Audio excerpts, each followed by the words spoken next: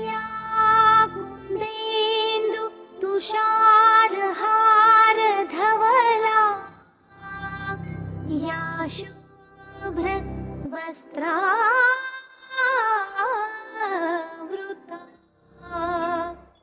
या वीणा।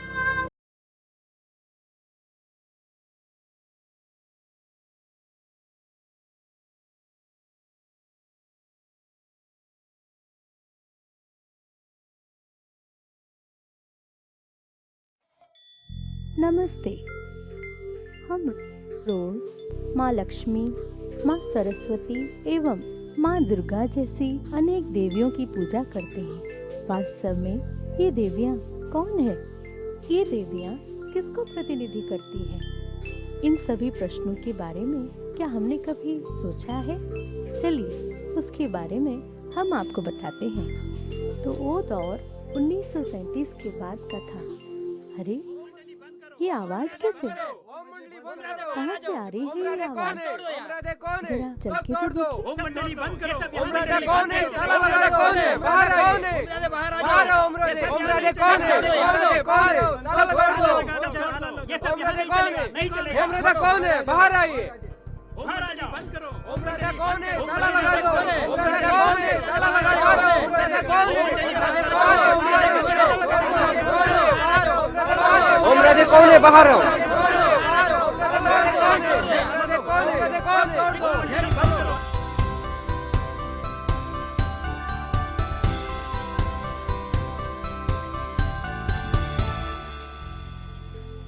ओम मंडली इस संस्था का प्रारंभ 1937 में हुआ। इस संस्था के आधार स्तंभ थे जगदम्बा सरस्वती, जिनको सभी प्यार से मम्मा कहते थे। उनके ही विरुद्ध लोगों के आक्रोश से ये आवाज, स्त्री हो चाहे पुरुष, बच्चे तथा वृद्ध, सबके लिए मम्मा एक प्रकार से एक सच्ची माँ की महसूसता कराती थी। मम्मा के बारे में जानना है ना हमें? कौन थी ये मम्मा? मम्मा में ऐसी कौन सी विशेषता थी जो वो हम सबकी माँ बन गई? इतनी महान व्यक्तित्व वाली मम्मा को जानने के लिए चलिए हम एक नाटक देखते हैं। इस नाटक के पात्र और संदर्भ बिल्कुल ही यथार्थ है। प्रिय दर्शकों, जो आप सभी ओम मंडली का ड्रामा देखने आए हैं, आप सभी का हार्दिक स्वागत है। अगली घंटी के बाद नाटक शुरू होगा। ओम मंडली गर्व से प्रस्तुत करता है आदि देवी।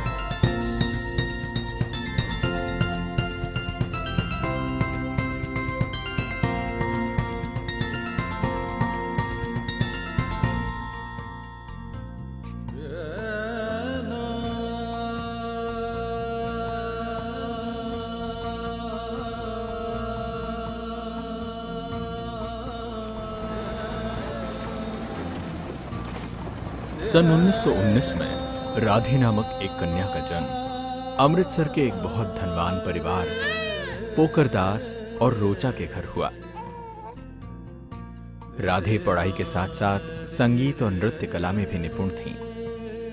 बड़ों और अपने मित्रों सभी की राधे चहीती थीं। राधे को बाजार के सबसे फैशन वाले कपड़े पहनने का शौक था।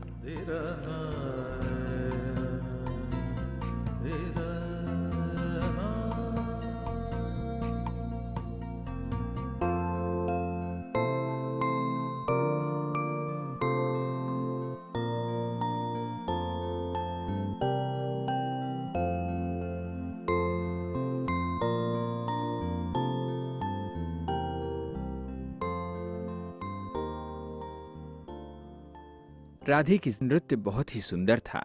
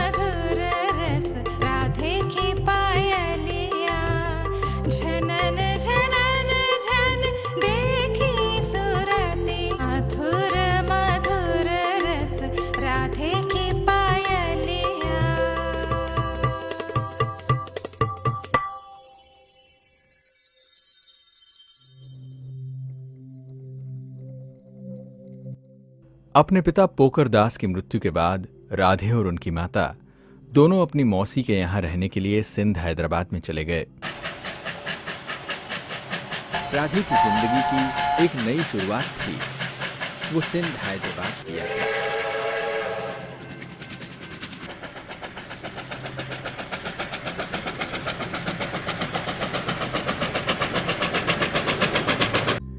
यह सारी घटनाएं सन 1937 के बाद की हैं, जब स्वयं परमात्मा दादा लेखराज, जो एक हीरों के व्यापारी थे, उनके तन का आधार लेकर आध्यात्मिक ज्ञान दे रहे थे।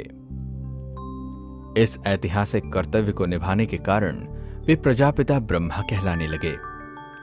उनके द्वारा स्थापित संस्था का नाम ओम मंडली पड़ा।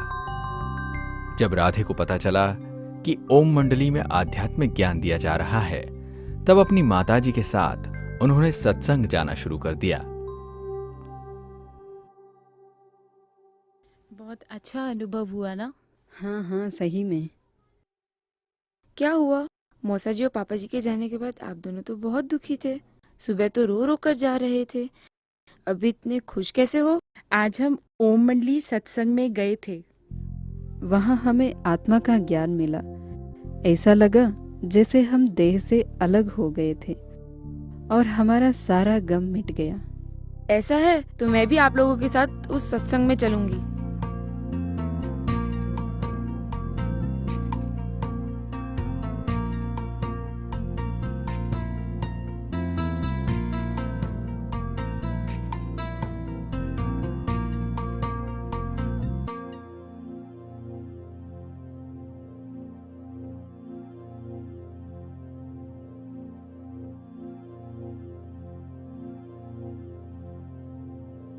सत्संग में सभी अपने आप को एक आत्मा अनुभव करते हुए ओम ध्वनि का उच्चारण करते थे।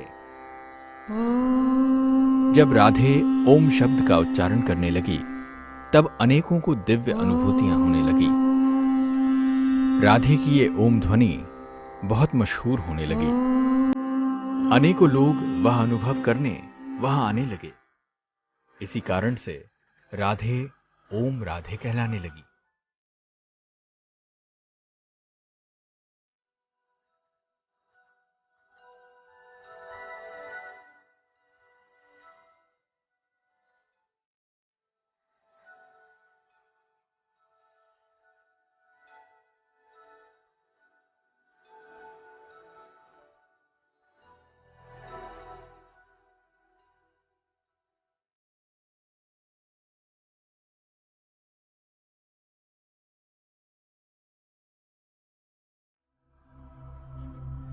जैसे जैसे समय आगे बढ़ा, राधे बड़ी होने लगी।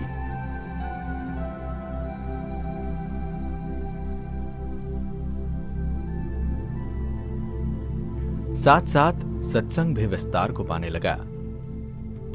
8 माताओं और कन्याओं का एक ट्रस्ट बनाया गया, जिसकी प्रमुख मम्मा बनी।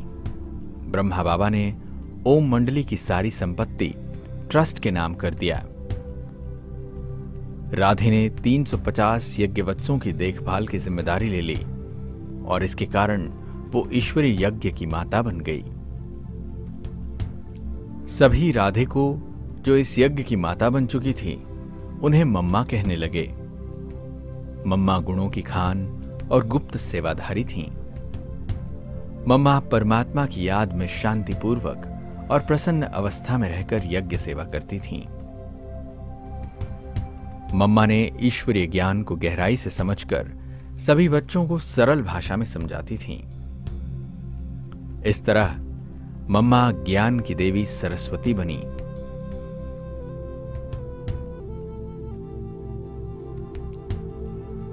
भले मम्मा की उम्र कम थी, लेकिन छोटे और बड़े दोनों के लिए मां समान थीं। अपनी माता को भी वे अपनी बेटी जैसी मानती थीं। उनके अंदर अद्भुत मां की ममता थी, जिससे जो भी उनके पास आता था, सभी को वो बच्चे के रूप में बदल देती थीं।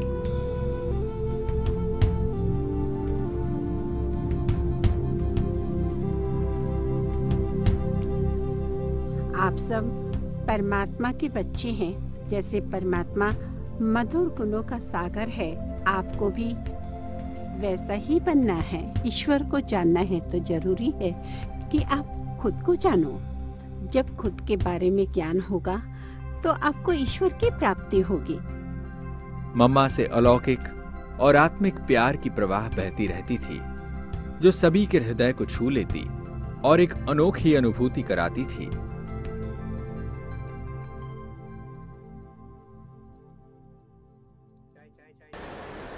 मम्मा, आप वापस कब आ रही हो?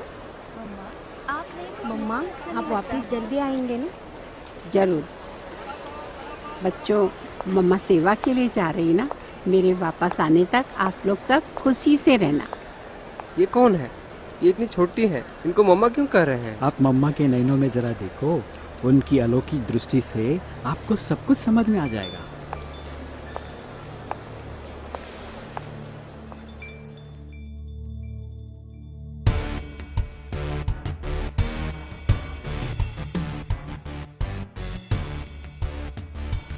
आ जाओ।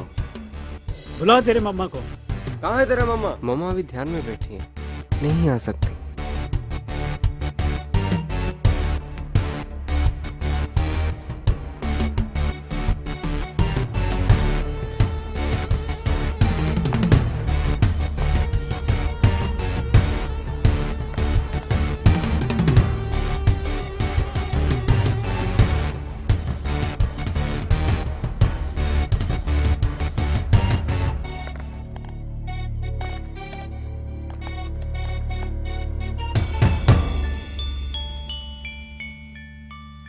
बच्चों, मम्मा से मिलने आए हो क्या? नहीं मम्मा, मम्मा को भगाने के लिए आया, लेकिन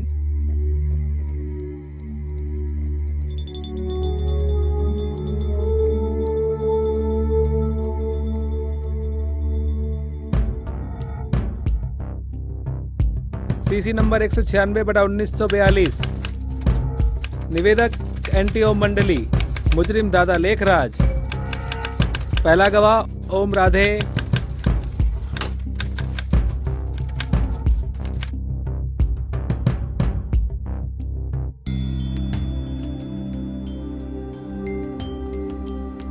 देखो देखो ओम राधे आ गई। अरे हटो हटो हटो, क्या इनको सजा मिलेगा? नहीं यार, नहीं? तो मंडली का है, इससे नहीं मिलेगा। अरे बोल नहीं सकते ना, कोर्ट का काम। कोर्ट का काम है भाई, अपन कुछ नहीं बता सकते। हटो हटो हटो।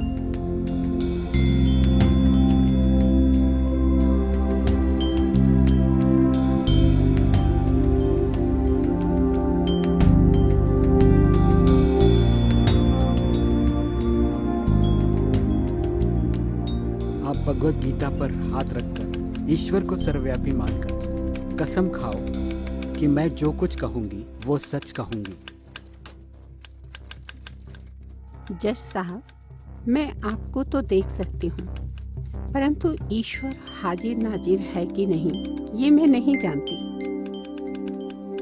जिसको मैं देख नहीं सकती उसकी कसम कैसे खा सकती हूँ? मैं आपको आत्मा के रूप में देख सकती हूँ, इसलिए मैं आपको हाजिर नाजिर मानकर कसम ले सकती हूँ कि मैं जो कहूँगी सच कहूँगी, अगर आपकी इजाजत हो तो। Order order. मैं ईश्वर नहीं हूँ, मेरे नाम पर कसम नहीं खा सकती हो। ईश्वर के नाम पर ही कसम खानी है। अदालत का नियम कोई भी तोड़ नहीं सकता। जब ईश्वर को सब जगह देख नहीं सकते हैं तो सर्वव्यापी कहकर उनकी झूठी कसम कैसे खाऊं? ये अदालत है, कोई सत्संग नहीं। आप मुझे ज्ञान नहीं सिखाए, यहाँ के नियमों का पालन करना पड़ेगा, नहीं तो आपको सजा हो सकती है। जैसे आप अदालत का उल्लंघन नहीं कर सकते, उसी प्रकार मैं परमात्मा की निंदा नहीं कर सकती। ऐसा कहते हैं कि धर्म की अतिग्लानि होती है तब ईश्वर अवतरित होते, तो फिर कैसे कह सकते हैं कि ईश्वर सब जगह है? परमात्मा स्नेह, ज्ञान और आनंद का सागर है। मनुष्यों में तो 5 विकार होते हैं, तो परमात्मा उनमें कैसे रह सकते हैं? आपका विश्वास जो भी हो, परंतु अदालत का नियम तो पालन करना होगा, उसे कोई टाल नहीं सकता। कोई भी परिस्थिति हो, मैं सच के विरुद्ध नहीं जाऊंगी। मैं आपको समय देता हूँ, सोचकर जवाब देना। मैं सोचकर ही जवाब दे रही हूँ।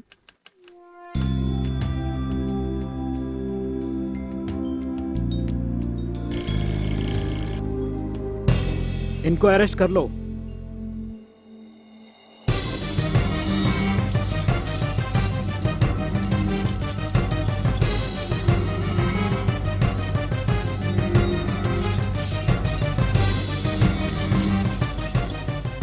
रुको।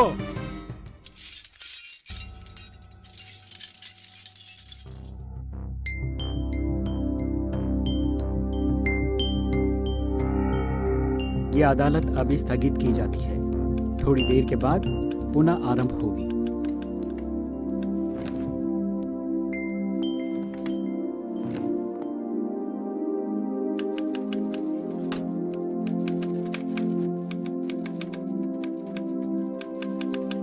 अदालत की कार्रवाई शुरू की जाए। आप सब लड़कियां अपना घर छोड़कर दादा के पास क्यों जाती हो? दादा से ईश्वरीय ज्ञान प्राप्त करने जाते हैं हम। पर जज साहब, आपसे एक प्रश्न पूछूं? अगर पुरुष घर छोड़कर संन्यास धारण कर लेते हैं तो उनके खिलाफ केस करेंगे? तो फिर स्त्रियों से ये प्रश्न क्यों पूछा जाता है? ईश्वर के आगे दोनों बराबर है। जब स्त्री रूहानी ज्ञान प्राप्त कर लेती है तो लोगों को खुश होना चाहिए ना? दादा के कितने बच्चे हैं? जज साहब, हम दादा को व्यक्ति के रूप में नहीं देखते हैं, हम तो उनसे ईश्वरीय ज्ञान प्राप्त करने चाहते हैं। कोई बता सकता है क्या कि ईश्वर के कितने बच्चे हैं?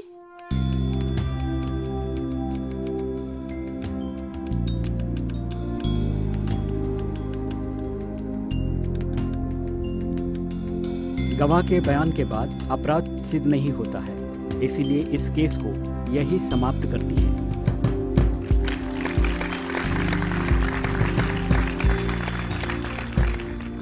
वह ओम मंडली के इतिहास में एक महत्वपूर्ण निर्णय था। यह सत्य की विजय थी। चाहे गांव हो या शहर, मम्मा सड़कों पर चलते चलते भी सभी को ईश्वरीय संदेश देती रहती थीं। साधु सन्यासी, राजनीतिक नेता व राष्ट्रीय नेता सभी मम्मा से ज्ञान सुनकर प्रभावित हो जाते थे। ईश्वरीय संदेश सभी दिशाओं में फैलने लगा।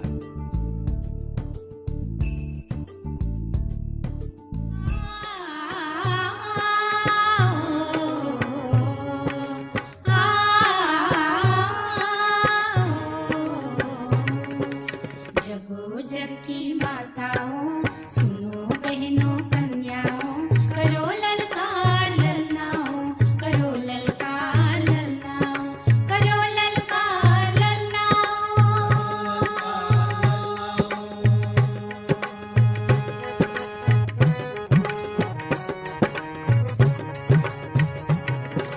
तुम्हें घर घर अलख जगाना है, भारत का हाल सजाना है, धरती पर स्वर्ग बसाना है, तुम्हें सुखमय विश्व बनाना है। जगो जग की माताओं, सुनो बहनों कन्याओं, करो ललकार ललनाओं, करो ललकार ललनाओं, करो ललकार ललनाओं।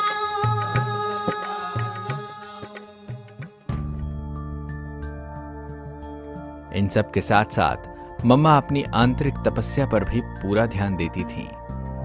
मम्मा को चांदनी रात में ईश्वरीय याद में खोए हुए देखना बड़ा ही मनमोहक दृश्य होता था। वह परमात्मा के प्रति दिव्य प्रेम था।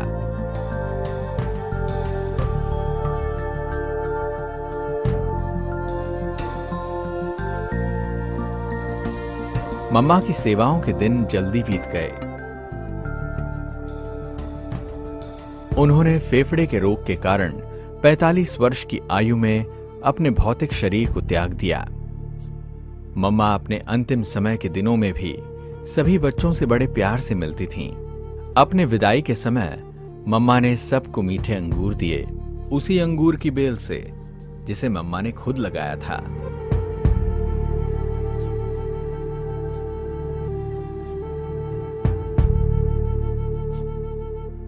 मम्मा सभी के दिलों में आज भी बसी हैं। मम्मा की गुप्त और निस्वार्थ सेवा की आध्यात्मिक चमक आज भी सुंदर चांदनी की तरह चारों ओर फैल रही है।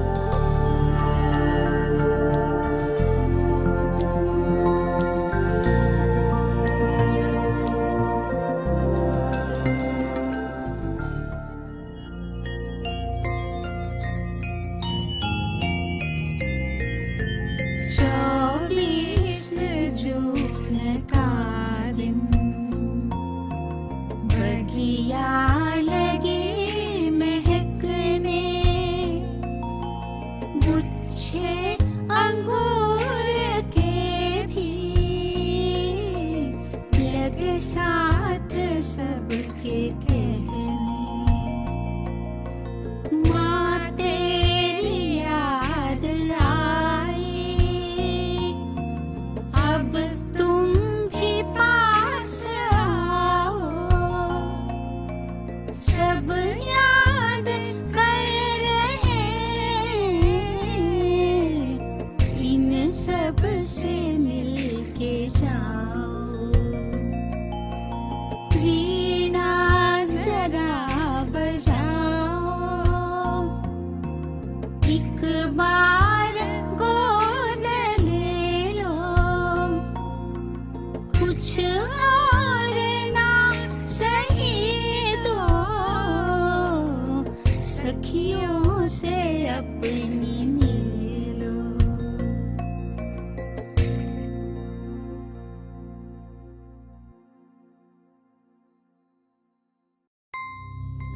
ये वही मम्मा है जिनकी पूजा जगदम्बा, लक्ष्मी और सरस्वती के रूप में की जाती है। यह अतीत की वह सच्चाई है जो इतिहास में महिमा योग्य बन जाता है। मम्मा एक पुण्य आत्मा थी। मम्मा सारे विश्व की मां है। उनकी अमर स्मृतियों को हमारा शत शत नमन। ओम शांति। प्रजापिता ब्रह्मा कुमारीज ईश्वरीय विश्वविद्यालय के इतिहास में 24 जून का दिन बहुत ही महत्वपूर्ण माना जाता है। इसी दिन सन 1965 में इस ईश्वरीय विश्वविद्यालय के जो मुख्य प्रशासिका थी मादेश्वरी जगदम्बा सरस्वती, जिन्हें सब प्यार से मम्मा बुलाते थे, उन्होंने अपना भौतिक शरीर त्याग संपूर्णता को प्राप्त किया। आज संसार में सभी मनुष्य नश्वर शरीर और शारीरिक सुखों को ही यथार्थ सुख समझकर उसको प्राप्त करने की भाग दौड़ में अपने सर्व मूल्यों को खो दिया है। इस समय को ही अधर्म का समय कहते हैं।